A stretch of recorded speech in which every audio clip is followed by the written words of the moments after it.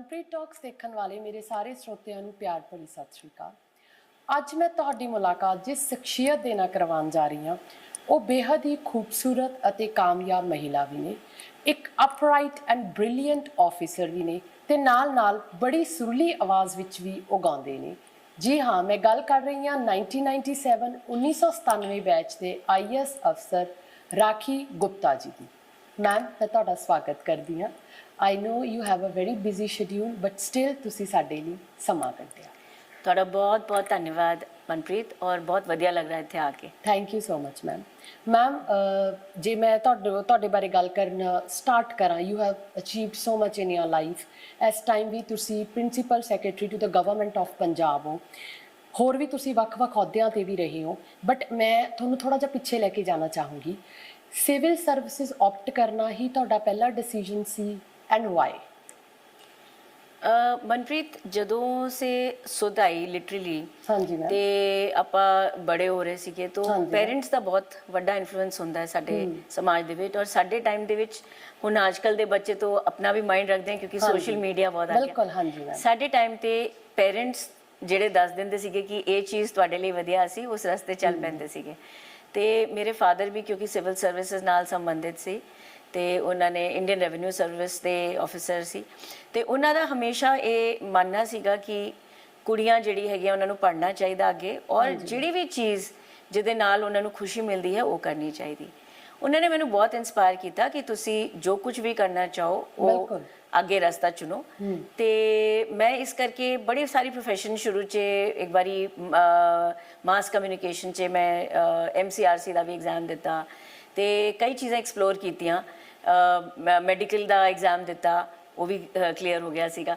ਲੇਕਿਨ ਮਾਈਂਡ 'ਚ ਫਿਰ ਇਹ ਆਇਆ ਕਿ ਜਦੋਂ ਲੋਕਾਂ ਨੂੰ ਇੰਪੈਕਟ ਕਰਨ ਦਾ ਸਵਾਲ ਹੁੰਦਾ ਹੈ, ਮੇਰਾ ਬੜਾ ਹਮੇਸ਼ਾ ਤੋਂ ਇੱਛਾ ਸੀ ਕਿ ਮੈਂ ਲੋਕਾਂ ਲਈ ਕੁਝ ਕਰ ਸਕਾਂ। ਮੈਨੂੰ ਲੱਗਾ ਬਹੁਤ ਲੋਕਾਂ ਲਈ ਕਰਨ ਲਈ ਸਿਵਲ ਸਰਵਿਸਿਜ਼ ਇੱਕ ਵਧੀਆ ਆਪਸ਼ਨ ਸੀਗਾ, ਇਸ ਕਰਕੇ ਇਹਦੇ ਵਿੱਚ ਅਪੇਅਰ ਕੀਤਾ। ਪੇਰੈਂਟਸ ਦਾ ਪੂਰਾ ਇਨਕਰੇਜਮੈਂਟ ਮਿਲਿਆ ਤੇ ਇਸ ਕਰਕੇ, ਔਰ ਫਰੈਂਡਸ ਦਾ, ਅੱਗੇ ਜਿਹੜੇ ਆਂਢ ਗੁਆਂਢ ਦੇ ਬੰਦੇ ਹੁੰਦੇ ਨੇ ਉਹ ਵੀ ਹਮੇਸ਼ਾ ਕਹਿੰਦੇ ਨੇ ਬੜੀ ਲਾਇਕ ਕੁੜੀ ਹੈ ਜੀ, ਕਰੋ ਤੁਸੀਂ। ਤੇ ਇੱਕ ਹੌਸਲਾ ਜਿਹਾ ਮਿਲ ਜਾਂਦਾ ਹੈ, ਇੱਕ ਹੱਲਾਸ਼ੇਰੀ ਮਿਲ ਜਾਂਦੀ ਹੈ। ਉਸ ਛੋਟੀ ਜਿਹੀ ਹੱਲਾਸ਼ੇਰੀ ਨਾਲ ਆਪਾਂ ਚੱਲ ਪੈਂਦੇ ਤੇ ਸਿਵਲ ਸਰਵਿਸਿਜ਼ ਇਸ ਕਰਕੇ ਮੈਂ ਆਪਟ ਕੀਤਾ, ਔਰ ਪਰਮਾਤਮਾ ਦੀ ਕਿਰਪਾ ਸੀਗੀ ਕਿ ਮੈਂ ਉਹਦੇ ਵਿੱਚ ਉਤੀਰਨ ਹੋਈ। ਕਿਉਂਕਿ ਮੈਮ, ਜੇ ਮੈਂ ਸਿਵਲ ਸਰਵਿਸਿਜ਼ ਦੀ ਵੀ ਗੱਲ ਕਰਾਂ, IAS is one of the toughest exams in the country, ਹੈ ਨਾ। ਉਹਨੂੰ ਕਲੀਅਰ ਕਰਨ ਲਈ ਵੀ ਤੁਹਾਨੂੰ ਬੜੀ ਮਿਹਨਤ ਕਰਨੀ ਪੈਂਦੀ ਹੈ, ਬਟ ਮੈਂ ਅੱਜ ਤੱਕ ਵੀ ਦੇਖ ਰਹੀ ਹਾਂ ਤੁਹਾਡੀ ਉਹ ਮਿਹਨਤ ਜਾਰੀ ਹੈ। ਤੁਸੀਂ ਆਪਣੇ ਆਪ ਨੂੰ ਕੇਵਲ ਸਿਵਲ ਸਰਵਿਸਿਜ਼ ਤੱਕ ਹੀ ਸੀਮਿਤ ਨਹੀਂ ਰੱਖਿਆ, ਤੁਸੀਂ ਜੋ ਤੁਹਾਡੇ ਸ਼ੌਂਕ ਸੀ ਉਹਨਾਂ ਨੂੰ ਵੀ ਤੁਸੀਂ ਜਿਉਂਦੇ ਰੱਖਿਆ। ਜੇ ਮੈਂ ਤੁਹਾਨੂੰ ਥੋੜ੍ਹਾ ਜਿਹਾ ਹੋਰ ਪਿੱਛੇ ਲੈ ਕੇ ਜਾਵਾਂ ਮੈਮ, ਤੁਹਾਡੀ ਪਹਿਲੀ ਪੋਸਟਿੰਗ SDM ਦੀ ਸੀ, ਜਿਹਦੀ ਤੁਸੀਂ ਸ਼ੁਰੂਆਤ ਵਿੱਚ ਬੜੀ ਵਿਰੋਧਤਾ ਵੀ ਸਹੀ, ਬਟ ਜਦੋਂ ਤੁਸੀਂ ਉਹ ਪੋਸਟਿੰਗ ਤੁਹਾਡੀ ਟਰਾਂਸਫਰ ਹੋਈ, ਲੋਕ ਰੋਏ ਵੀ ਲਿਟਰਲੀ, ਐਂਡ ਉਹ ਚਾਹੁੰਦੇ ਵੀ ਨਹੀਂ ਸੀ ਤੁਸੀਂ ਨਾ ਜਾਓ। ਉਹ ਕੀ ਸੀ ਮੈਮ, ਉਹ ਇਨਸੀਡੈਂਟ ਬਾਰੇ ਤੁਸੀਂ ਸਾਡੇ ਦਰਸ਼ਕਾਂ ਨਾਲ ਜ਼ਰੂਰ ਸ਼ੇਅਰ ਕਰਿਓ ਪਲੀਜ਼। ਮਨਪ੍ਰੀਤ, ਬੜੀ ਇੰਟਰਸਟਿੰਗ ਗੱਲ ਹੈ ਕਿਉਂਕਿ ਮੈਂ ਦਿੱਲੀ ਸਕੂਲ ਆਫ ਇਕਨੋਮਿਕਸ ਤੋਂ ਉਦੋਂ ਪੋਸਟ ਗ੍ਰੈਜੂਏਸ਼ਨ ਕੀਤਾ ਸੀਗਾ ਤੇ ਤੁਰੰਤ ਉਸ ਤੋਂ ਬਾਅਦ ਮੇਰਾ ਸਿਵਲ ਸਰਵਿਸਿਜ਼ ਕਲੀਅਰ ਹੋ ਗਿਆ। ਤੇ ਪੰਜਾਬ ਦੇ ਵਿੱਚ ਮੈਂ ਪਹਿਲੀ ਵਾਰ ਆਈ ਸੀ ਕਿਉਂਕਿ ਉਸ ਤੋਂ ਪਹਿਲਾਂ ਮੈਂ ਪੰਜਾਬ ਕਦੀ ਵਿਜ਼ਿਟ ਹੀ ਨਹੀਂ ਕੀਤਾ ਸੀਗਾ। ਮੇਰਾ ਕਾਡਰ ਪੰਜਾਬੀ ਬੜੀ ਸੋਹਣੀ ਹੈ ਮੈਮ। ਹੁਣ ਤਾਂ ਕਿਉਂਕਿ ਆਪਣੀ ਮਾਂ ਬੋਲੀ ਬਣ ਗਈ, ਹੁਣ ਤਾਂ ਇਸ ਕਰਕੇ ਪਿਆਰ ਹੋ ਗਿਆ ਪੰਜਾਬ ਨਾਲ, ਪੰਜਾਬੀਅਤ ਨਾਲ, ਔਰ ਬੜੀ ਗੱਲਾਂ ਹੈ ਅੱਗੇ ਖੈਰ ਮੈਂ ਦੱਸਾਂਗੀ। ਲੇਕਿਨ ਮੇਨ ਗੱਲ ਇਹ ਹੈਗੀ ਕਿ ਵਿਆਹ ਤੋਂ ਬਾਅਦ, ਕਿਉਂਕਿ ਮੇਰੇ ਹਸਬੈਂਡ ਪੰਜਾਬ ਕਾਡਰ ਦੇ IAS ਸੀਗੇ ਤੇ ਇਸ ਕਰਕੇ ਮੇਰਾ ਕਰਨਾਟਕਾ ਕਾਡਰ ਸੀਗਾ, ਲੇਕਿਨ ਕਿਉਂਕਿ ਪੰਜਾਬ ਇੱਕ ਗਵਰਨਮੈਂਟ ਦਾ ਰੂਲ ਹੁੰਦਾ ਹੈ ਕਿ ਜਦੋਂ ਇੱਕ ਕਪਲ ਵਿਆਹ ਹੁੰਦਾ ਹੈ ਤੇ ਆਪਾਂ ਦੂਜੇ ਕਾਡਰ 'ਚ ਆ ਜਾਂਦੇ ਤੇ ਇਸ ਕਰਕੇ ਮੈਂ ਕੋਆਪਟ ਹੋ ਗਈ ਪੰਜਾਬ ਕਾਡਰ ਦੇ ਵਿੱਚ। ਜਦੋਂ ਇੱਥੇ ਸ਼ੁਰੂਆਤ ਕੀਤੀ ਤੇ ਪੰਜਾਬੀ ਵੀ ਬਹੁਤ ਘੱਟ ਹੀ ਆਉਂਦੀ ਸੀਗੀ ਉਦੋਂ, ਤੇ ਕੁਝ ਸਮਝ ਵੀ ਨਹੀਂ ਸੀਗੀ ਜ਼ਿਆਦਾ। ਲੇਕਿਨ ਇੱਕ ਗੱਲ ਹੈਗੀ ਕਿ ਹਰ ਕਲਚਰ ਨੂੰ ਸਮਝਣ ਲਈ ਆਪਾਂ ਨੂੰ ਬਹੁਤ ਉਪਰਾਲਾ ਕਰਨਾ ਪੈਂਦਾ ਹੈਗਾ, ਔਰ ਉਹਦੇ ਲਈ ਮਿਹਨਤ ਕਰਨੀ ਪੈਂਦੀ ਹੈ। ਮੈਨੂੰ ਇੱਕ ਗੱਲ ਸਮਝ ਆਈ ਪੰਜਾਬ ਤੇ ਆਉਣ ਤੋਂ ਬਾਅਦ, ਕਿਉਂਕਿ ਮੈਨੂੰ ਜਦੋਂ ਪੋਸਟ ਕੀਤਾ ਤੇ ਮੇਰੀ ਫਰਸਟ ਪੋਸਟਿੰਗ SDM ਸੰਗਰੂਰ ਤੇ ਉਸ ਤੋਂ ਬਾਅਦ SDM ਰਾਮਪੁਰਾ ਫੂਲ ਬਠਿੰਡਾ ਡਿਸਟ੍ਰਿਕਟ ਦੇ ਵਿੱਚ ਸੀਗੀ। ਔਰ ਉਦੋਂ ਮੈਨੂੰ, ਔਰ ਇਲੈਕਸ਼ਨ ਦਾ ਸਮਾਂ ਸੀਗਾ ਤੇ ਜ਼ਿਆਦਾ ਲੋਕਾਂ ਦੇ ਕੋਲ ਟਾਈਮ ਨਹੀਂ ਸੀਗਾ, ਸੀਨੀਅਰਸ ਕੋਲ, ਕਿ ਸਾਨੂੰ ਬੈਠ ਕੇ ਸਮਝਾਉਣ। ਤੇ ਕਹਿੰਦੇ ਨਾ ਜਿਵੇਂ ਕਿ ਤੁਸੀਂ ਸਿੱਧੇ ਗਰਮ ਤੇਲ ਦੇ ਵਿੱਚ ਲੈਂਡ ਕਰ ਜਾਂਦੇ ਹੋ, ਅਸੀਂ ਉੱਦਾਂ ਲੈਂਡ ਕਰ ਗਏ। ਲੇਕਿਨ ਮੈਨੂੰ ਲੱਗਦਾ ਬੜਾ ਵੈਰੀ ਯੰਗ, ਬਹੁਤ ਛੋਟੇ ਸੀਗੇ, ਨਿੱਕੇ ਸੀਗੇ, ਕਦੀ ਆਫਿਸ 'ਚ ਕਦੀ ਕੋਈ ਇੰਨਾ ਫਾਰਮਲ ਕੰਮ ਨਹੀਂ ਕੀਤਾ ਸੀਗਾ। ਮੈਂ ਬਹੁਤ ਛੋਟਾ ਜਿਹਾ ਸਟਿੰਟ ਕੀਤਾ ਸੀਗਾ ਬ੍ਰਿਟਿਸ਼ ਏਅਰਵੇਜ਼ ਨਾਲ, ਜੋ ਪ੍ਰਾਈਵੇਟ ਹੈਗੀ, ਤਾਂ ਸਰਕਾਰੀ ਨੌਕਰੀ ਦੇ ਵਿੱਚ ਪਹਿਲਾ ਸਟਿੰਟ ਸੀਗਾ। ਤੇ ਲੇਕਿਨ ਇੰਨੀ ਵੱਡੀ ਜ਼ਿੰਮੇਵਾਰੀ ਮਿਲ ਗਈ ਔਰ ਇੰਨਾ ਵੱਡਾ ਅਹੁਦਾ ਮਿਲ ਗਿਆ। ਮੈਨੂੰ ਇੱਕ ਗੱਲ ਸਮਝ ਆਈ ਕਿ ਬੜੀ ਰਿਸਪੌਂਸਿਬਿਲਿਟੀ ਵਾਲੀ ਗੱਲ ਸੀਗੀ ਤੇ ਮੈਨੇ ਇਹ ਸੋਚਿਆ ਕਿ ਮੈਨੂੰ ਪੂਰਾ ਆਪਣਾ ਜਿੰਨੀ ਸ਼ਿੱਦਤ ਨਾਲ ਮੈਂ ਇਸ ਨੂੰ ਕਰ ਸਕਾਂ ਮੈਂ ਕਰਾਂਗੀ। ਔਰ ਬੀਇੰਗ ਅ ਲੇਡੀ ਹਮੇਸ਼ਾ ਤੁਹਾਨੂੰ ਪਤਾ ਹੈ ਸਾਡੇ ਲਈ ਚੈਲੰਜਸ ਹੁੰਦੇ ਨੇ ਕਿ ਅਸੀਂ ਕੁਝ ਐਕਸਟਰਾ ਕਰੀਏ, ਕੁਝ ਐਕਸਟਰਾ ਪ੍ਰੂਵ, ਇੱਕ ਸਾਡੇ ਵਿੱਚ ਇੱਕ ਜਜ਼ਬਾ ਹੁੰਦਾ ਹੈ ਕਿ ਸਾਨੂੰ ਐਕਸਟਰਾ ਪ੍ਰੂਵ ਕਰਨ ਦੀ ਇੱਕ ਇੱਛਾ ਹੁੰਦੀ ਹੈ।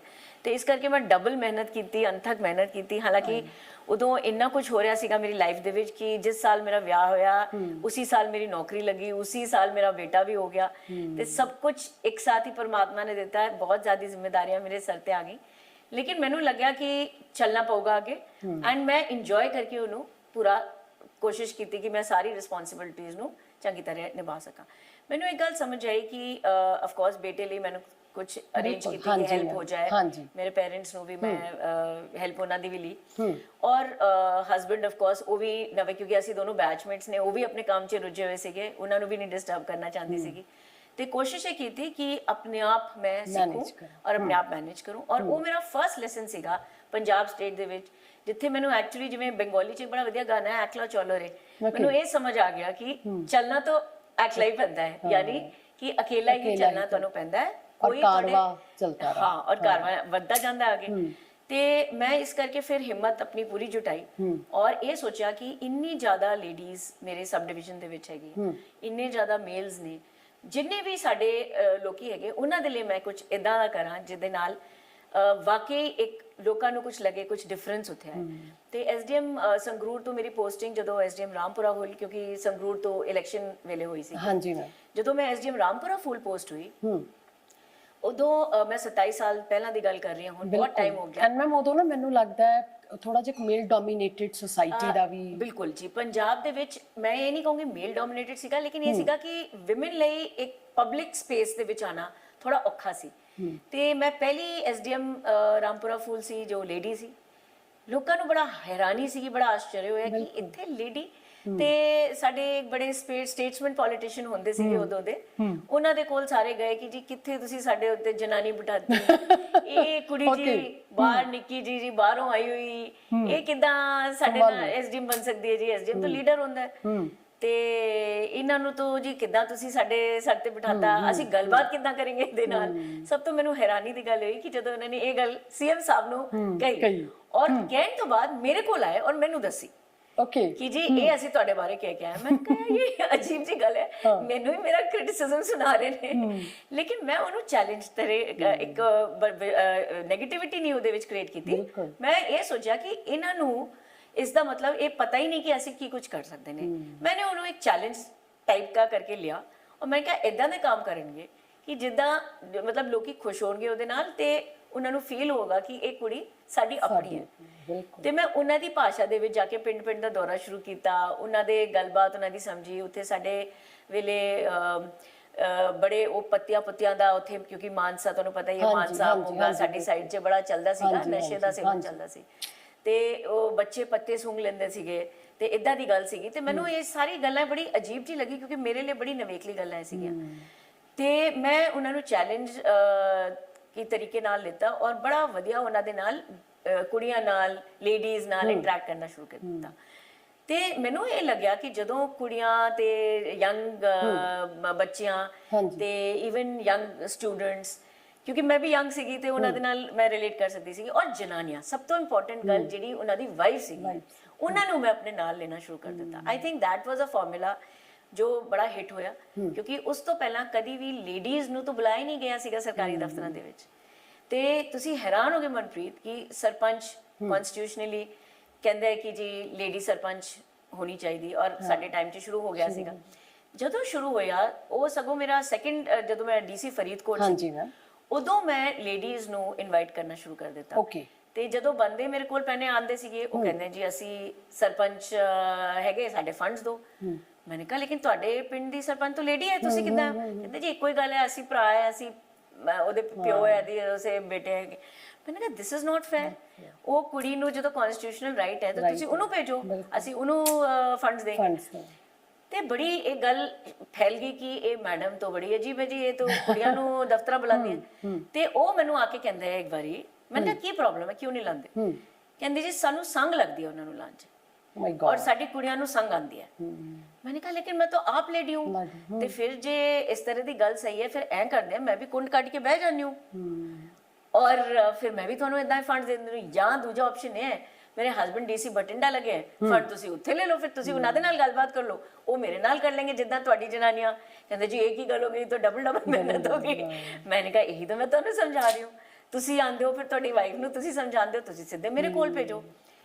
ਤੇ ਜਦੋਂ ਲੇਡੀਜ਼ ਮੇਰੇ ਦਫ਼ਤਰ 'ਚ ਆਣੀ ਸ਼ੁਰੂ ਹੋਈ ਉਹਨਾਂ ਨੂੰ ਬੜੀ ਖੁਸ਼ੀ ਸ਼ੁਰੂ ਹੋ ਗਈ। ਅੱਛਾ, ਦੂਜੇ ਪਾਸੇ ਅਸੀਂ ਸ਼ੁਰੂ ਕੀਤਾ ਕਿ ਲੋਹੜੀ ਸਾਡਾ ਤਿਉਹਾਰ ਹੁੰਦਾ ਤੇ ਉਸ ਤਿਉਹਾਰ ਨੂੰ ਅਸੀਂ ਬੜੇ ਵਧੀਆ ਤਰੀਕੇ ਨਾਲ ਹਮੇਸ਼ਾ ਮਨਾਉਂਦੇ ਸੀਗੇ। ਲੇਕਿਨ ਮੈਂ ਜਦੋਂ ਪੰਜਾਬ ਦੇ ਵਿੱਚ ਆਈ ਹਰ ਬੰਦਾ ਮੈਨੂੰ ਮੁੰਡੇ ਦੀ ਲੋਹੜੀ ਦੀ ਗੱਲ ਕਰਦਾ ਸੀਗਾ, ਕੁੜੀ ਦੀ ਨਹੀਂ ਕਰਦਾ। ਮੈਂ ਕਿਹਾ ਕੁੜੀ ਦੀ ਲੋਹੜੀ ਕਿਉਂ ਨਹੀਂ ਗੱਲ ਕਰਦੇ? ਤੇ ਉਹ ਕਹਿੰਦੇ ਜੀ ਮੁੰਡਾ ਹੋਇਆ ਪੰਜੀਰੀ ਲੈ ਕੇ ਆਇਆ ਤੁਹਾਡੇ ਵਾਸਤੇ। मैंने कहा ਕੁੜੀ ਹੋਈ ਹੈ ਤੇ ਕੁੜੀ ਦੇ ਵਾਸਤੇ मैंने आज तक नहीं सुनिया कि कोई पंजीरी इदां दी आई होवे। ਤੇ ਇਸ ਕਰਕੇ ਫਿਰ ਮੈਨੇ ਇਹ ਸ਼ੁਰੂ ਕੀਤਾ ਕਿ ਲੋਹੜੀ ਆਪਾਂ ਕੁੜੀਆਂ ਦੀ ਵੀ ਸ਼ੁਰੂ ਕਰਾਂਗੇ। ਆਪਾਂ ਕੁੜੀਆਂ ਦੀ ਲੋਹੜੀਆਂ ਸ਼ੁਰੂ ਕਰਤੀਆਂ, ਆਪਾਂ ਲੇਡੀਜ਼ ਨੂੰ ਵਿੱਚ ਇਨਵੋਲਵ ਕਰਨਾ ਸ਼ੁਰੂ ਕਰਤਾ ਤੇ ਇਹੋ ਜਿਹੇ ਉਪਰਾਲੇ ਐਡ ਆਨ ਹੁੰਦੇ ਗਏ ਤੇ ਲੇਡੀਜ਼ ਨੂੰ ਵੀ ਮਜ਼ਾ ਆਉਣ ਲੱਗਿਆ ਫਿਰ। ਕਿਉਂਕਿ ਜਨਾਨੀਆਂ ਨੂੰ ਦੇਖੋ ਥੋੜਾ ਜਿਹਾ ਨੱਚ ਚਾਹੀਦਾ ਹੁੰਦਾ, ਮਾੜਾ ਜਿਹਾ ਉਹਨਾਂ ਨੂੰ ਲੰਚ ਦੇ ਦਿਓ ਤੁਸੀਂ, ਫਿਰ ਤਾਂ ਉਡਾਨ ਬਹੁਤ ਵੱਡੀ ਭਰ ਲੈਂਦੀਆਂ। ਤੇ ਉਹ ਤਾਂ ਮੈਮ ਸਾਡੇ ਬਿਲਕੁਲ ਸਾਹਮਣੇ ਦਿਖ ਰਿਹਾ ਹੈ। ਤੇ ਨੱਜ ਮੈਨੂੰ ਲੱਗਦਾ ਹੈ ਉਹ ਸ਼ਾਇਦ ਮੇਰੇ ਤੋਂ ਉਹਨਾਂ ਨੂੰ ਮਿਲ ਗਿਆ ਛੋਟਾ ਜਿਹਾ। ਔਰ ਜੇ ਇਹ ਨਹੀਂ ਹੈ ਕਿ ਬੰਦੇ ਅਗੇਂਸਟ ਹੁੰਦੇ ਆ, ਬੰਦੇ ਨੂੰ ਵੀ ਪਤਾ ਨਹੀਂ ਹੁੰਦਾ ਸ਼ੁਰੂਆਤ ਕਿੱਥੋਂ ਕਰਨੀ। ਐਗਜ਼ੈਕਟਲੀ। ਤੇ ਕੋਈ ਕਸੂਰਵਾਰ ਨਹੀਂ ਹੈ ਇਹਦੇ ਵਿੱਚ, ਪੂਰੀ ਸੁਸਾਇਟੀ ਇਹਦੇ ਵਿੱਚ ਇੱਕੋ ਹੀ ਹੈਗੀ, ਲੇਕਿਨ ਕਿਸੇ ਨੂੰ ਇਹ ਨਹੀਂ ਪਤਾ ਕਿ ਸ਼ੁਰੂਆਤ ਕਿੱਥੋਂ ਕਰਨੀ ਹੈ। तो मैंने लगता है एक छोटी जी शुरुआत की थी, फिर अल्टीमेटली जो 6-8 महीने हो गए और लोगों का प्यार मेरे नाल वध गया, ट्रस्ट आ गया, उन्होंने समझ आ गया कि बड़ी फेयरली चीजें होने लगी हैं, बड़े खुश हो गए सारे लोग। उस तो बाद ਜਦੋਂ ਉਹ ਸੀਐਮ ਦੁਬਾਰਾ ਉੱਥੇ ਆਇਆ ਉਹਨਾਂ ਨੇ ਕਿਹਾ ਜੀ ਹਾਂਜੀ ਹੁਣ ਬਦਲਦੇ ਇਹਨਾਂ ਨੂੰ, ਤੇ ਸਾਰੇ ਇਕਜੁੱਟ ਹੋ ਕੇ ਬੋਲੇ ਨਹੀਂ ਜੀ ਨਹੀਂ ਇਹਨਾਂ ਨੂੰ ਨਹੀਂ ਬਦਲੋ। ਮੈਨੂੰ ਲੱਗਦਾ ਮੈਮ ਇਹ ਆਪਣੇ ਆਪ ਵਿੱਚ ਤੁਹਾਡੀ ਇੱਕ ਫਸਟ ਜਿਵੇਂ ਪੋਸਟਿੰਗ ਸੀ, ਚਲੋ ਅਚੀਵਮੈਂਟ ਵੀ ਸੀ, ਪ੍ਰਾਪਤੀ ਵੀ ਸੀ। ਦੇਖੋ ਬੜਾ ਔਖਾ ਹੁੰਦਾ, ਆਪਾਂ ਕਹਿ ਦਿੰਦੇ ਹੁੰਦੇ ਆ ਵੀ ਕਿਸੇ ਨੂੰ ਵੀ ਕਨਵਿੰਸ ਕਰਨਾ, ਕਹਿਣਾ ਕਿ ਮੈਂ ਅੱਛਾ ਕਰ ਸਕਦੀ ਹਾਂ ਜਾਂ ਮੈਂ ਅੱਛਾ ਪਰਫਾਰਮ ਕਰ ਸਕਦੀ ਹਾਂ। ਪਰਟੀਕੁਲਰਲੀ ਇੱਕ ਸੈਕਸ਼ਨ ਆਫ ਸੋਸਾਇਟੀ, ਜਿਵੇਂ ਤੁਸੀਂ ਕਹਿ ਰਹੇ ਸੀ, ਉਹ ਕਹਿੰਦੇ ਸਾਨੂੰ ਸੰਗ ਲੱਗਦੀ ਹੈ। ਮਤਲਬ ਇੱਕ ਜਿਵੇਂ ਆਪਣਾ ਇੱਕ ਆਰਥੋਡਾਕਸ ਸਿਸਟਮ ਜਿਹੜਾ ਡਿਵੈਲਪ ਹੋ ਜਾਂਦਾ ਵੀ ਜੇ ਜਨਾਨੀ ਸਾਡੇ ਉੱਪਰ ਰੂਲ ਕਰੂ ਜਾਂ ਜਨਾਨੀ ਸਾਡੇ ਨਾਲ, ਤਾਂ ਸਾਡੀ ਸ਼ਾਨ 'ਚ ਘਾਟਾ ਪੈ ਜੂ। ਬਟ ਬੜੀ ਤੁਸੀਂ ਉਹਨੂੰ ਜੋ ਆਪਾਂ ਕਹੀਏ ਮੈਚੋਰਿਟੀ ਦੇ ਨਾਲ ਇੰਨੀ ਛੋਟੀ ਉਮਰ ਵਿੱਚ ਵੀ ਉਸ ਚੀਜ਼ ਨੂੰ ਤੁਸੀਂ ਹੈਂਡਲ ਕੀਤਾ। ਤੇ ਉਹ ਗੱਲ ਅੱਜ ਤੱਕ, ਕਿਉਂਕਿ ਬਠਿੰਡਾ ਇਸ ਮੈਂ ਉਹ ਏਰੀਆ ਇਤਿਹਾਸ ਹੈ ਉਸ ਗੱਲ ਦਾ। ਮਤਲਬ ਕਈ ਵਾਰੀ ਅਸੀਂ ਗੱਲ ਵੀ ਕਰ, ਉਹ ਗੱਲ ਹਰ ਇੱਕ ਬੰਦੇ ਨੂੰ ਯਾਦ ਹੈ ਵੀ ਉਹ ਇੱਕ ਮੈਡਮ ਸੀ ਜਿਹੜੇ ਆਏ ਸੀਗੇ ਤੇ ਉਹ ਕੁੜੀ ਸੀ। ਮਤਲਬ ਇਹ ਇੱਕ ਨਾ ਜਿਵੇਂ ਕਹਿ ਦਿੰਦੇ ਹੁੰਦੇ ਆ, ਇਟਸ ਲਾਈਕ ਅ ਸਟੋਰੀ ਜਿਹੜੀ ਕਿ ਅੱਜ ਤੱਕ ਵੀ ਉਹ ਚੱਲ ਰਹੀ ਹੈ। ਮੈਮ ਜੇ ਮੈਂ ਅੱਗੇ ਤੁਹਾਡੇ ਬਾਰੇ ਗੱਲ ਕਰਾਂ ਤਾਂ ਤੁਸੀਂ ਜਿਵੇਂ ਤੁਸੀਂ ਗੱਲ ਕੀਤੀ ਕਿ ਉਦੋਂ ਤੁਹਾਡੀ ਵਿਰੋਧਤਾ ਹੋਈ, ਇਸ ਤਰ੍ਹਾਂ ਤੁਸੀਂ ਫਿਰ ਵੀ ਕਦੇ ਜ਼ਿੰਦਗੀ 'ਚ ਕੋਈ ਕ੍ਰਿਟਿਸਿਜ਼ਮ ਫੇਸ ਕੀਤਾ? ਕਿਉਂਕਿ ਮੈਨੂੰ ਲੱਗਦਾ ਵੀ ਅੱਜ ਕੱਲ੍ਹ ਸੋਸ਼ਲ ਮੀਡੀਆ ਦਾ ਦੌਰ ਹੈ ਜਾਂ ਜਿਵੇਂ ਮਰਜ਼ੀ, ਨੈਗੇਟਿਵਿਟੀ ਦਾ ਬਹੁਤ ਜ਼ਿਆਦਾ ਪ੍ਰਭਾਵ ਹੈ। ਮਤਲਬ ਜੇ ਤੁਸੀਂ ਕਦੇ ਫੇਸ ਕਰਦੇ ਹੋ ਜਾਂ ਕਦੇ ਆਪਣੇ ਆਪ ਨੂੰ ਸਟ੍ਰੈਸਡ ਫੀਲ ਕਰਦੇ ਹੋ, ਹਾਊ ਯੂ ਹੈਂਡਲ ਇਟ? ਕਿਸ ਤਰ੍ਹਾਂ ਤੁਸੀਂ ਆਪਣੇ ਆਪ ਨੂੰ ਹੈਂਡਲ ਕਰਦੇ ਹੋ? मनप्रीत देखो जिंदगी में हमेशा कहती हो एक लहरा वांगू हैगी, उतराओ चढ़ाओ हर वार आनी है। बिल्कुल एक स्टैंडर्ड तो कोई परमात्मा ने जो मैनू लगता है सानू रचा है ते उन्होंने सानू एक पोटली बन के दिती है जिहदे विच सुख भी हैगे दुख भी हैगे। असी बहुत दुख भी झेले पर्सनल लाइफ ते प्रोफैशनल लाइफ ते कोई गल नहीं, सारी चीज़ां आंदी रहंदियां, लेकिन ये समझ आ गई कि जिंदगी दे विच तुहानू हर दिन पॉजिटिवली जीना है। एक बड़ा वधिया गाना सीगा ऑफ कोर्स, ਤੁਸੀਂ ਪਲੀਜ਼ ਗਾਓ, I would love to hear your voice is very good. चलो किसी और वेले गा देंगे, लेकिन कि जिंदगी हर पल बदल रही है जिंदगी, और एक भी पल है जिहड़ा वो सानू जीना है। ਤੇ ਮੈਨੂੰ ਲੱਗਦਾ ਕਿ ਇਹ ਨਹੀਂ ਦੇਖਣਾ ਚਾਹੀਦਾ ਕਿ ਜ਼ਿੰਦਗੀ ਦੇ ਵਿੱਚ ਕਿੰਨੇ ਪਲ ਹੈ। ਇਹ ਮੁੰਨਾ ਬਾਈ MBBS ਦਾ ਡਾਇਲੌਗ ਹੈ ਹਾਲਾਂਕਿ, ਲੇਕਿਨ ਮੈਨੂੰ ਇੰਨਾ ਹਮੇਸ਼ਾ ਜ਼ਿੰਦਗੀ ਦੇ ਵਿੱਚ ਮੇਰੇ ਜ਼ਿਹਨ ਦੇ ਚਿਪਕ ਗਿਆ ਜਾ ਕੇ ਕਿ ਇਹ ਨਹੀਂ ਦੇਖਣਾ ਚਾਹੀਦਾ ਕਿ ਜ਼ਿੰਦਗੀ ਦੇ ਵਿੱਚ ਕਿੰਨੇ ਪਲ ਹੈ, ਇਹ ਦੇਖੋ ਕਿ ਹਰ ਪਲ ਦੇ ਵਿੱਚ ਕਿੰਨੀ ਜ਼ਿੰਦਗੀ ਹੈ ਤੇ ਹਰ ਪਲ ਦੇ ਵਿੱਚ ਤੁਸੀਂ ਕਿੰਨੀ ਜ਼ਿੰਦਗੀ ਜੀ ਸਕਦੇ ਹੋ ਔਰ ਲੋਕਾਂ ਨੂੰ ਖੁਸ਼ ਕਰ ਸਕਦੇ ਹੋ, ਲੋਕਾਂ ਲਈ ਕੁਝ ਕਰ ਸਕਦੇ ਹੋ। ਜਿੱਥੇ ਤੁਹਾਨੂੰ ਪਰਮਾਤਮਾ ਨੇ, ਰੱਬ ਨੇ ਬਖਸ਼ਿਸ਼ ਦਿੱਤੀ ਹੈ ਕਿ ਤੁਹਾਨੂੰ ਕਲਮ ਦਿੱਤਾ ਹੈਗਾ, ਤੁਹਾਡੇ ਹੱਥ 'ਚ ਫੜਾਇਆ ਹੈ ਕਿ ਤੁਸੀਂ ਲੋਕਾਂ ਦਾ ਭਲਾ ਕਰ ਸਕਦੇ ਹੋ। ਔਰ ਕਈ ਲੋਕ ਜਿਹੜੇ ਹੈ ਜਿਨ੍ਹਾਂ ਨੂੰ ਕੋਈ ਸਹਾਰਾ ਨਹੀਂ ਹੈ, ਉਹਨਾਂ ਦੀ ਤੁਸੀਂ ਆਸ ਬਣ ਸਕਦੇ ਹੋ। ਉਹਦੇ ਲਈ ਆਪਾਂ ਕਿਉਂ ਨਾ ਅੰਤ ਤੱਕ ਮਿਹਨਤ ਕਰੇ। ਤੇ ਮੈਨੂੰ ਲੱਗਦਾ ਇਸ ਚੀਜ਼ ਕੋ ਜਦੋਂ ਤੁਸੀਂ 4 ਲੋਕਾਂ ਨੂੰ ਸਮਾਈਲ ਕਰਾਉਂਦੇ ਹੋ, ਇੰਨੀ ਦਿਲ 'ਚ ਖੁਸ਼ੀ ਹੁੰਦੀ ਹੈ ਬੰਦੇ ਦੇ ਕਿ ਆਈ ਥਿੰਕ ਉਹਦੀ ਅਰਨਿੰਗ ਨਹੀਂ ਹੈ ਜੋ ਉਹਦੀ ਰੀਸ ਕਰ ਸਕੇ। ਤਾਂ ਲੋਕੀ ਕਈ ਵਾਰ ਸਾਨੂੰ ਪੁੱਛਦੇ ਕਿ ਤੁਸੀਂ ਸਰਕਾਰੀ ਨੌਕਰੀ 'ਚ ਹੋ ਜੀ ਅਤੇ ਸੈਲਰੀਆਂ ਬੜੀ ਨੋਮੀਨਲ ਹੁੰਦੀਆਂ, ਤੁਸੀਂ ਤਾਂ ਬਹੁਤ ਜਾ ਕੇ ਅੱਗੇ ਇਹ ਕਰ ਸਕਦੇ ਸੀਗਾ, ਫਲਾਣਾ ਕਰਦੇ ਸੀਗੇ। ਮੈਨੂੰ ਲੱਗਦਾ ਹੈ ਹਰ ਬੰਦੇ ਦੇ ਆਪਣੇ ਸੈਟੀਸਫੈਕਸ਼ਨ ਲੈਵਲ ਹੁੰਦਾ ਹੈ ਤੇ ਮੈਨੂੰ ਸੈਟੀਸਫੈਕਸ਼ਨ ਮਿਲਦਾ ਹੈ ਜਦੋਂ ਲੋਕੀ ਚਾਰੋਂ ਔਰ ਖੁਸ਼ ਹੋਣ ਤੇ ਨਹੀਂ ਉਹ ਤੁਹਾਡਾ ਔਰਾ ਵੀ ma'am I can sense that ਤੇ ਲੋਕੀ ਖੁਸ਼ ਹੋਣ ਤੇ ਲੋਕਾਂ ਨੂੰ ਆਪਣੇ ਆਪ ਤੇ ਵਿਸ਼ਵਾਸ ਹੈ, ਕੁੜੀਆਂ ਨੂੰ ਹਿੰਮਤ ਹੈ। ਯੈਸ ਤੇ ਖਾਸ ਤੌਰ ਸੇ ਅਗੇਨ ਮੈਂ ਕੁੜੀਆਂ ਲਈ ਇਸ ਲਈ ਕਹਿੰਦੀ ਹਾਂ ਕਿਉਂਕਿ ਇੱਕ ਨਿਊ ਇੱਕ ਜਿਵੇਂ ਕਹਿੰਦੇ ਆ ਇੱਕ ਜੜ ਪੇਰੈਂਟਸ ਰੱਖ ਦਿੰਦੇ ਆ, ਲੇਕਿਨ ਉਸ ਤੋਂ ਬਾਅਦ ਉਹਨਾਂ ਨੂੰ ਉਡਾਣਾ ਕਿੱਦਾਂ ਹੈ ਉਹ ਨਹੀਂ ਪਤਾ ਹੁੰਦਾ ਕਿਸੇ ਨੂੰ। ਤੇ ਉਹ ਜਿਹੜੀ ਹਵਾ ਅਸੀਂ ਪ੍ਰੋਵਾਈਡ ਕਰਦੇ ਆ ਜਾਂ ਕੋਈ ਵੀ ਪ੍ਰੋਵਾਈਡ ਕਰਦਾ ਉਹਨਾਂ ਕੁੜੀਆਂ ਨੂੰ ਬੱਚਿਆਂ ਨੂੰ, ਉਹ ਉਡਾਨ ਉਹਨਾਂ ਨੂੰ ਬਹੁਤ ਵੱਡੀ ਦੇ ਦਿੰਦੀ ਹੈ। ਔਰ ਇਹਦੇ ਵਿੱਚ ਇੱਕ ਬੜਾ ਫੇਮਸ ਇੱਕ ਦੋ ਲਾइन है जो मेरी फेवरेट लाइन्स है, मैं हमेशा कहती हूँ कि नीड़ न दो चाहे टहनी को आश्रय छिन्न भिन्न कर डालो, लेकिन पंख दिए हैं तो आकुल उड़ान में विघ्न न डालो। हम पंछी उन मुक्त गगन के पिंजर बद्ध न गा पाएंगे, कनक तीलियों से टकराकर पुलकित पंख टूट जाएंगे। बड़ा वधिया ਇਹਦੇ ਵਿੱਚ ਇਹ ਹੈਗਾ ਜੋ ਮੰਤਰ ਹੈ, ਜੋ ਮੈਸੇਜ ਹੈ, ਮੀਨਿੰਗ ਹੈ। ਯੈਸ ਮੀਨਿੰਗ ਹੈ ਕਿ ਜਿਹੜੇ ਸੋਨੇ ਦੇ ਪਿੰਜਰੇ ਦੇ ਵਿੱਚ ਸਾਨੂੰ ਬੰਦ ਕਰਕੇ ਰੱਖ ਦਿੰਦੇ ਹੋ ਉਹਦੇ ਨਾਲ ਸਾਨੂੰ ਨਹੀਂ ਮਜ਼ਾ ਆਉਂਦਾ, ਸਾਨੂੰ ਉੜਨ ਦਿਓ, ਫੇਸ ਕਰਨ ਦਿਓ ਪ੍ਰੋਬਲਮਸ ਨੂੰ। ਅਸੀਂ ਫੇਸ ਕਰਨਾ ਚਾਹੁੰਦੇ ਹਾਂ ਲੇਕਿਨ ਉਨ ਪ੍ਰੋਬਲਮਸ ਨੂੰ ਫੇਸ ਕਰਨ ਤੋਂ ਬਾਅਦ ਗਿਰਨੇ ਤੋਂ ਕੇ ਬਾਅਦ ਜੋ ਆਪਾਂ ਉਠਾਂਗੇ ਉਹਦੇ ਨਾਲ ਜੋ ਮਜ਼ਾ ਆਉਂਦਾ ਹੈ ਉਹ ਆਈ ਥਿੰਕ ਲਾਈਫ ਦਾ ਸਭ ਤੋਂ ਇੰਪੋਰਟੈਂਟ ਬਿਹਤਰੀਨ ਲੈਸਨ ਹੁੰਦਾ ਹੈ ਔਰ ਉਹੀ ਸਾਨੂੰ अपनी जिंदगी ਦੇ ਵਿੱਚ ਲੈ ਕੇ ਆਉਣਾ ਚਾਹੀਦਾ। तो मैं पर्सनल लाइफ में भी अपनी यही कुछ करती हूँ ਜਦੋਂ मैं थोड़ा डाउन होंदी हूँ, कभी कोई लोकी है क्रिटिसिज्म भी नैचुरल पार्ट है साडी नौकरी का, ਅਸੀਂ ਸਾਰਿਆਂ ਨੂੰ ਨਹੀਂ ਖੁਸ਼ ਕਰ ਸਕਦੇ, ਕਈ ਵਾਰੀ ਟਫ ਡਿਸੀਜਨਸ ਲੈਣੇ ਪੈਂਦੇ ਆ, ਲੋਕਾਂ ਨੂੰ ਨਹੀਂ ਚੰਗੇ ਲੱਗਦੇ, ਲੇਕਿਨ that is part and parcel of our job। ਤੇ ਮੈਂ ਇੱਕਦਮ ਕਰਮ ਆਪਣਾ ਕਰਦੀ ਹੂੰ, ਇਹ ਨਹੀਂ ਸੋਚਦੀ ਕਿ ਇਹਦਾ ਰਿਜ਼ਲਟ ਕੀ ਹੋਗਾ, ਉਹ ਪਰਮਾਤਮਾ ਦੇ ਉੱਤੇ, ਉਹ ਮੈਨੂੰ ਕੀ ਰਿਜ਼ਲਟ ਦੇਣਾ ਚਾਹੇ। ਮੇਰੀ ਇੱਛਾ ਇਹ ਹੁੰਦੀ ਹੈ ਕਿ ਜੋ ਮੈਂ ਜਿਸ ਨੌਕਰੀ ਜਿਸ ਸੰਸਥਾਨ ਨਾਲ ਜੁੜੀ ਹੂੰ ਉਹਨੂੰ ਸਿੰਸੀਅਰਲੀ ਆਪਣਾ ਕੰਮ ਕਰਾਂ। ਮੈਮ ਜੇ ਮੈਂ ਸੈਟਬੈਕ ਦੀ ਗੱਲ ਕਰਾਂ ਹਨਾ, ਮਤਲਬ ਤੁਹਾਡਾ ਇਕਲੌਤਾ ਬ੍ਰਦਰ ਸੀ ਜਿਨ੍ਹਾਂ ਨੂੰ ਤੁਸੀਂ ਜਿਨ੍ਹਾਂ ਦੀ ਡੈਥ ਹੋ ਗਈ ਹਨਾ, 3 ਭੈਣਾਂ ਦਾ ਇੱਕ ਭਰਾ ਸੀ, ਬੜਾ ਵੱਡਾ ਇੱਕ ਸੈਟਬੈਕ ਸੀ। ਤੁਸੀਂ ਉਸ ਚੀਜ਼ ਨੂੰ ਵੀ ਬੜੀ ਆਪਣੇ ਦਿਲ ਮਤਲਬ ਸਮੇਟੇ ਆਪਣੇ ਅੰਦਰ and you move back to job ਹਨਾ। ਹੁਣ ਵੀ ਮੈਂ ਗੱਲ ਕਰ ਰਹੀ ਹਾਂ, I can see you getting emotional ਹਨਾ। ਤਾਂ ਮੈਨੂੰ ਲੱਗਦਾ ਹੁੰਦਾ ਕਿ ਆਪਾਂ ਨੂੰ ਨਾ ਕਈ ਵਾਰੀ ਬਿਹਾਈਂਡ ਦਾ ਪਿਕਚਰ ਪਤਾ ਨਹੀਂ ਹੁੰਦਾ ਹਨਾ, ਚਾਹੇ ਕੋਈ ਆਫਿਸਰ ਹੈ ਚਾਹੇ ਕੋਈ ਹੈ, ਐਟ ਦ ਐਂਡ ਉਹ ਇੱਕ ਇਨਸਾਨ ਹੈ, he or she has the same level of emotions ਹੈ ਨਾ।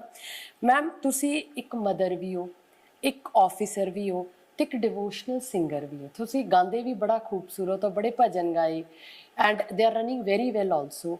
ਉਹ ਬੈਲੈਂਸ ਕਿਸ ਤਰ੍ਹਾਂ ਬਣਦਾ ਹੈ? ਕਿਉਂਕਿ ਮੈਨੂੰ ਲੱਗਦਾ ਹੁੰਦਾ ਜਿਵੇਂ ਪਾਸ਼ ਵੀ ਕਹਿੰਦੇ ਆ ਕਿ ਸ਼ੌਂਕ ਨੂੰ ਜਿਉਂਦਾ ਰੱਖਣਾ ਬਹੁਤ ਜ਼ਿਆਦਾ ਜ਼ਰੂਰੀ ਹੈ ਐਂਡ ਐਨੀ ਪ੍ਰੈਸਟੀਜੀਅਸ ਪੋਸਟ 'ਤੇ ਹੋ ਕੇ ਵੀ, ਕਿਉਂਕਿ ਅਸੀਂ ਆਮ ਕਰਕੇ ਪਬਲਿਕ ਡੋਮੇਨ 'ਚ ਇੱਕ ਉਦਾਹਰਨ ਹੈ ਕਿ ਬਿਊਰੋਕ੍ਰੇਸੀ ਨੂੰ ਜਾਂ IAS ਅਫਸਰਾਂ ਨੂੰ ਬਹੁਤ ਕੰਮ ਹੁੰਦਾ, they are overloaded, they are over stressed. But ਮੈਂ ਤੁਹਾਨੂੰ ਮਿਲੀ ਆ, ਪਹਿਲਾਂ ਮਿਲੀ ਆ ਹੈ ਨਾ, ਮਤਲਬ ਯੂ ਆਰ ਆਲਵੇਜ਼ ਸਮਾਈਲਿੰਗ ਨਹੀਂ, ਮਤਲਬ you are always one very relax, ਤੁਸੀਂ ਕੰਮ ਵੀ ਕਰ ਰਹੇ ਹੋ, ਇੱਕ ਨਾ ਜਿਵੇਂ ਆਪਾਂ ਕਹਿੰਦੇ ਬੈਲੈਂਸਡ ਹੋ ਤੁਸੀਂ, ਇੱਕ ਜਿਵੇਂ ਠਹਿਰਾਵ, ਜਿਵੇਂ ਪੰਜਾਬੀ ਵਿੱਚ ਇੱਕ ਸ਼ਬਦ ਹੈ ਕਿ ਕੁਛ ਮਿਲ ਜੇ, ਇੱਕ ਬੰਦੇ 'ਚ ਠਹਿਰਾਵ ਹੋਣਾ ਬਹੁਤ ਜ਼ਿਆਦਾ ਜ਼ਰੂਰੀ ਹੈ and I have seen that you know ਠਹਿਰਾਵ in Rakhi Gupta ji, I always ਸੇ ਦਿਸ।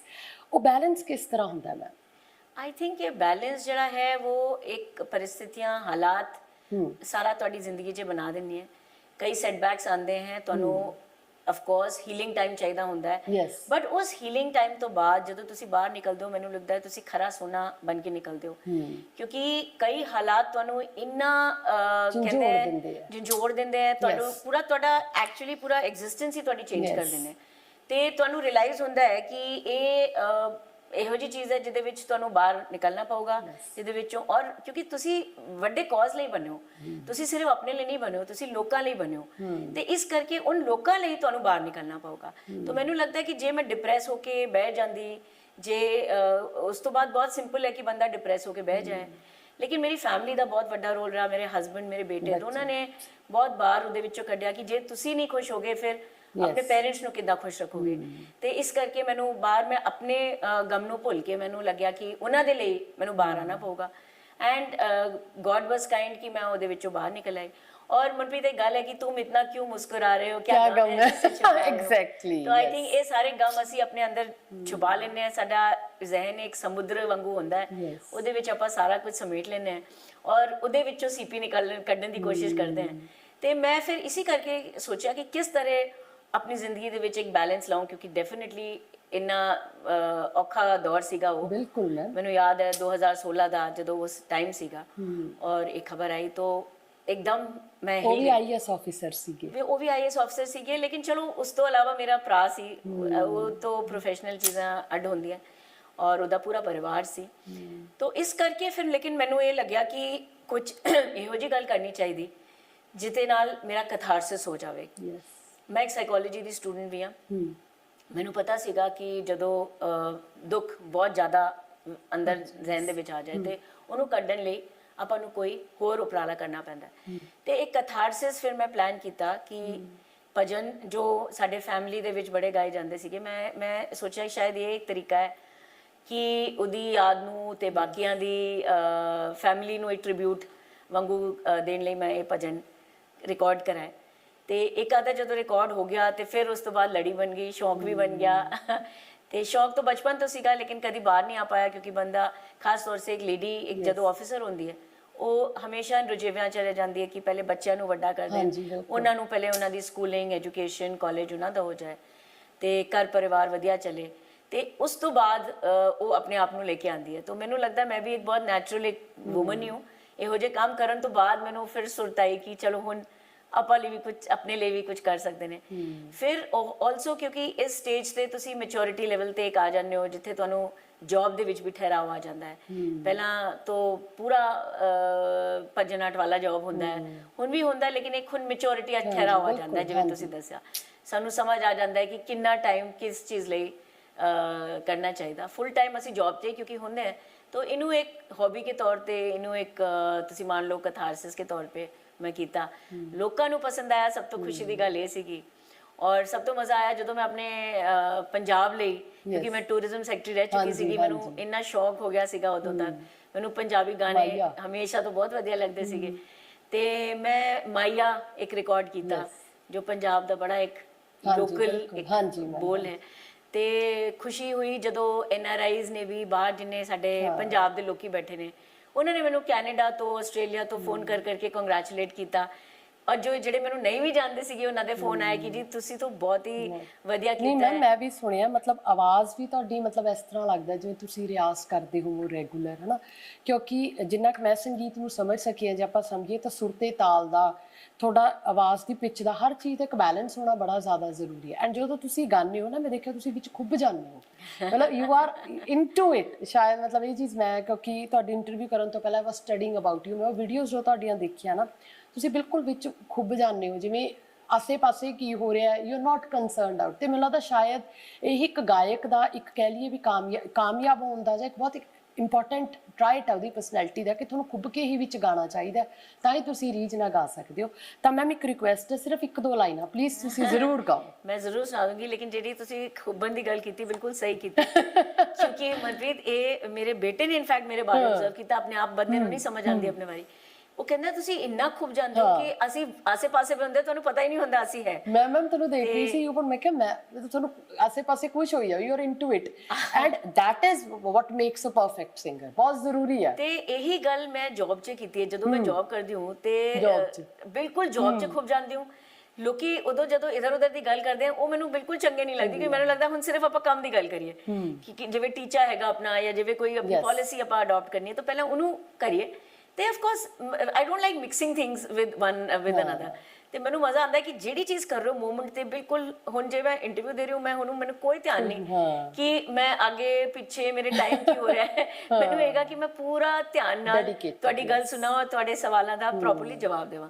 ਤੇ ਹਰ ਚੀਜ਼ ਦੇ ਵਿੱਚ ਮੈਨੂੰ ਖੁੱਬਣ ਦੀ ਵਾਕਈ ਆਦਤ ਹੈ, ਲੇਕਿਨ ਮੈਨੂੰ ਇਹ ਹੁਣ ਸਮਝ ਆ ਰਹੀ ਹੈ ਕਿ ਇੱਕ ਕੁਆਲਿਟੀ ਹੈ। ਪਹਿਲਾਂ ਤਾਂ ਮੈਂ ਸੋਚਦੀ ਸੀ ਇਹਦੇ ਨਾਲ ਮੇਰਾ ਨੁਕਸਾਨ ਹੋ ਜਾਂਦਾ ਹੈ, ਕਿਉਂਕਿ ਕਈ ਵਾਰੀ ਹੁੰਦਾ ਸੀਗਾ ਜਿਵੇਂ ਮੈਂ ਸੜਕ 'ਤੇ ਚੱਲ ਰਹੀ ਹੁੰਦੀ ਸੀਗੀ ਤੇ ਉੱਤੇ ਕੋਈ ਤਾਰ ਵੀ ਹੈਗੀ ਔਰ ਮੇਰੇ ਗਾਈਡ ਮਾਈਂਡ 'ਚ ਗਾਣਾ ਚੱਲ ਰਿਹਾ, ਮੈਂ ਨੋਟਿਸ ਹੀ ਨਹੀਂ ਕਰਨਾ ਮੈਨੇ। ਤੇ ਉਹ ਮੇਰੇ ਲਈ, ਮੈਨੂੰ ਲੱਗਿਆ ਯਾਰ ਆਈ should be more observant of other things also। ਇੱਕ ਚੀਜ਼ ਦੇ ਵਿੱਚ ਇੰਨਾ ਡੂੰਘਾਈ ਨਾਲ ਜਾਣਾ ਵੀ ਕਈ ਵਾਰੀ ਔਖਾ ਹੋ ਜਾਂਦਾ ਹੈ। ਤੇ ਇਸ ਕਰਕੇ ਇਹ ਚੀਜ਼ਾਂ ਆਉਂਦੀ ਰਹਿੰਦੀਆਂ, ਔਰ ਇਹ ਬੈਲੈਂਸ ਲਾਈਫ ਦੇ ਵਿੱਚ ਮੇਨਟੇਨ ਕਰਨਾ ਚਾਹੀਦਾ, ਆਪਣੇ ਆਪ ਨੂੰ ਖੁਸ਼ ਰੱਖਣਾ ਚਾਹੀਦਾ। ਤੁਸੀਂ 2 ਲਾਈਨਾਂ ਦੀ ਗੱਲ ਕੀਤੀ ਹੈ ਮੈਮ ਪਲੀਜ਼। ਤੇ ਮੇਰੀ ਬੜੀ ਫੇਵਰੇਟ ਇੱਕ ਗਜ਼ਲ ਹੈ ਜਗਜੀਤ ਸਿੰਘ ਜੀ ਦੀ, ਮੈਂ ਉਹਦੀ 2 ਲਾਈਨ ਗਾ ਦਿੰਦੀ ਹੂੰ। तेरा चेहरा कितना सुहाना लगता है, तेरे आगे चांद पुराना लगता है, तेरा चेहरा कितना सुहाना लगता है। nobody can say मैम, कोई नहीं कह सकदा you're not, मतलब ਤੁਸੀਂ ਸਿਰਫ ਮਤਲਬ ਇੱਕ ਲੱਗਦਾ ਜਿਵੇਂ ਤੁਸੀਂ ਇਕੱਲੇ ਇੱਕ ਸਿੰਗਰ ਹੀ ਹੋ you know, ਮਤਲਬ that ਮਨਪ੍ਰੀਤ ਪਰਮਾਤਮਾ ਦੀ ਬਖਸ਼ਿਸ਼ ਹੈ। Yes. ਮੇਰੇ ਮਦਰ ਦੀ ਜੀਨਸ ਹੈ, ਹਾਂ, ਮਦਰ ਆਲਸੋ ਇਜ਼ ਅ ਬਿਲਕੁਲ। ਸਿੰਗਰ, ਉਹ ਵੀ ਗਾਉਂਦੇ ਨੇ ਤੇ ਮੈਨੂੰ ਲੱਗਦਾ ਹੈ ਉਹੀ ਆਵਾਜ਼ ਜੀਨਸ ਦੇ ਵਿੱਚ ਥੋੜੀ ਜਿਹੀ ਆ ਜਾਂਦੀ ਹੈ। ਆਫ ਕੋਰਸ ਬਸ ਇੱਕ ਦਿਲ 'ਚ ਹਮੇਸ਼ਾ ਇੱਕ ਅਰਮਾਨ ਹੈ ਕਿ ਰਿਆਜ਼ ਦਾ ਕਾਸ਼ ਮੈਨੂੰ ਟਾਈਮ ਮਿਲ ਸਕੇ। ਉਹ ਟਾਈਮ ਕੱਢਣਾ ਬੜਾ ਔਖਾ ਹੈ ਕਿਉਂਕਿ ਜ਼ਿੰਦਗੀ ਦੇ ਹੋਰ ਰਜੇਵੇ ਇੰਨੇ ਜ਼ਿਆਦਾ ਹੈਗੇ। ਆਫ ਕੋਰਸ ਇਹ ਵੀ ਮੈਨੂੰ ਲੱਗਦਾ ਹੈ ਕੁਝ ਬਿਲਕੁਲ, ਟਾਈਮ ਬਾਅਦ ਹਾਂਜੀ। ਮੈਂ ਕੋਸ਼ਿਸ਼ ਕਰਾਂਗੀ, ਲੇਕਿਨ ਕਾਸ਼ ਮੈਨੂੰ ਰਿਆਜ਼ ਦਾ ਬਸ ਟਾਈਮ ਮਿਲ ਪਾਏ, ਉਹ ਨਹੀਂ ਮਿਲ ਪਾਉਂਦਾ। ਨਹੀਂ ਨਹੀਂ ਮੈਮ, ਉਹ ਵੀ ਮਿਲ ਜੂ। ਜਿਹਨੇ ਇੰਨਾ ਕੁਝ ਕਰ ਲਿਆ ਉਹ ਰਿਆਜ਼ ਲਈ ਵੀ ਸਮਾਂ ਕੱਢ ਲੂ। ਜਾਂਦੇ ਜਾਂਦੇ ਮੈਮ, ਤੁਸੀਂ ਸਾਡੇ ਦੇਵ ਦਰਸ਼ਕ ਤੁਹਾਨੂੰ ਦੇਖ ਰਹੇ ਆ ਜਾਂ ਯੂ ਪਾਰਟਿਕੂਲਰਲੀ ਯੂਥ ਜੋ ਲੜਕੀਆਂ, ਕਿਉਂਕਿ ਮੈਨੂੰ ਲੱਗਦਾ ਤੁਸੀਂ ਉਹਨਾਂ ਤੇ ਬਹੁਤ ਇੰਪੈਕਟ ਪਾਉਂਗੇ, ਕੋਈ ਸੁਨੇਹਾ ਜੋ ਤੁਸੀਂ ਉਹਨਾਂ ਨੂੰ ਲਗਾਉਣਾ ਚਾਹੋ?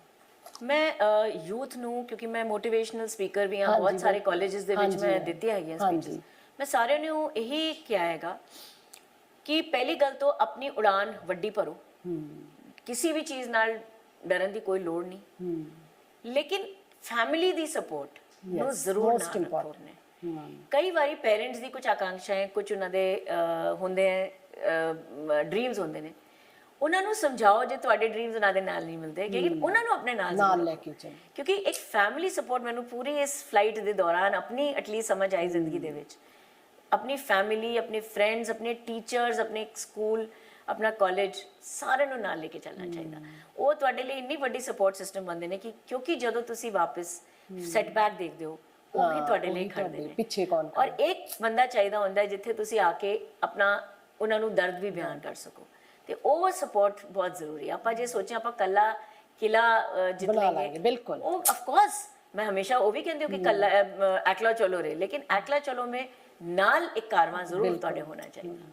I think that's my. Thank you ma'am, ਤੁਸੀਂ ਸਾਡੇ ਲਈ ਇੰਨਾ ਆਪਣਾ ਕੀਮਤੀ ਸਮਾਂ ਕੱਢਿਆ। ਤੇ ਵਾਕਈ ਜਿਵੇਂ ਰਾਖੀ ਗੁਪਤਾ ਜੀ ਕਹਿ ਰਹੇ ਨੇ ਕਿ ਪਰਿਵਾਰ ਨੂੰ ਨਾਲ ਲੈ ਕੇ ਚੱਲਣਾ ਬਹੁਤ ਜ਼ਰੂਰੀ ਹੈ। ਇੱਕ ਵੈਲਿਊ ਸਿਸਟਮ ਜਿਹਦੇ ਵਿੱਚ ਕਿ ਆਪਣੀ ਸੰਸਕ੍ਰਿਤੀ ਖੜੀ ਹੈ, ਆਪਣਾ ਪੰਜਾਬ ਖੜਾ, ਪੂਰਾ ਭਾਰਤ ਖੜਾ ਹੈ, ਉਹਨੂੰ ਮੇਨਟੇਨ ਕਰਨਾ, ਨਾਲ ਲੈ ਕੇ ਚੱਲਣਾ ਕਾਮਯਾਬੀ ਨਾਲ ਬਹੁਤ ਜ਼ਰੂਰੀ ਹੈ। ਧੰਨਵਾਦ।